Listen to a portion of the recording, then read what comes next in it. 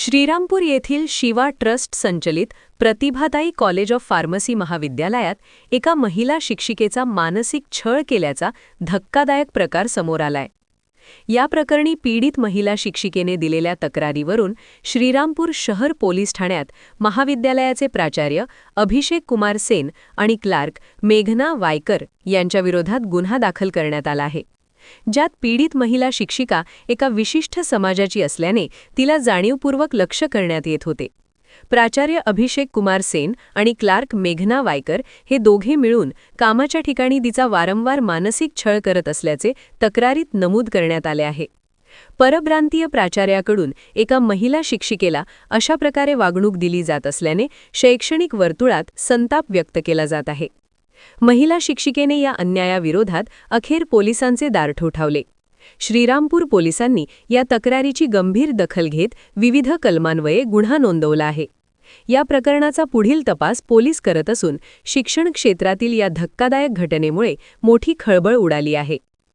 India super news मराठीने घेतलेला special report. Pratibhatai Pawar college of फार्मसीमध्ये मी जॉब करते। तिथले जे प्राचार्य आहेत मिस्टर अभिषेक कुमार सेन सर हे वेळोवेळी माझा मानसिक छळ करत होते आणि त्याचबरोबर त्यांना सपोर्ट करण्यासाठी आमच्याच कॉलेजची एक क्लर्क होती मेघना वायकर, ही वेळोवेळी माझ्याबद्दल काहीही तिथे सरांना सांगून सर मला त्रास द्यायचे।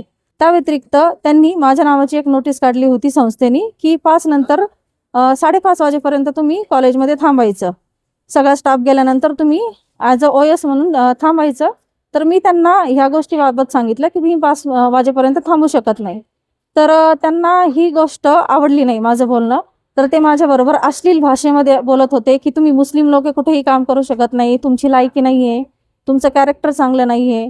आणि त्या व्यतिरिक्त आज मी कॉलेजला गेलेले असताना माझा PC वगैरे सगळं बाहेर काढलं आणि तुमची लायकी नाही आहे इथे, तुम्ही निघून जा, नाहीतर तुम्ही इथे जितक्या दिवस राहताल तितक्या दिवस मी तुमचं जीणं मुश्किल करून टाकन।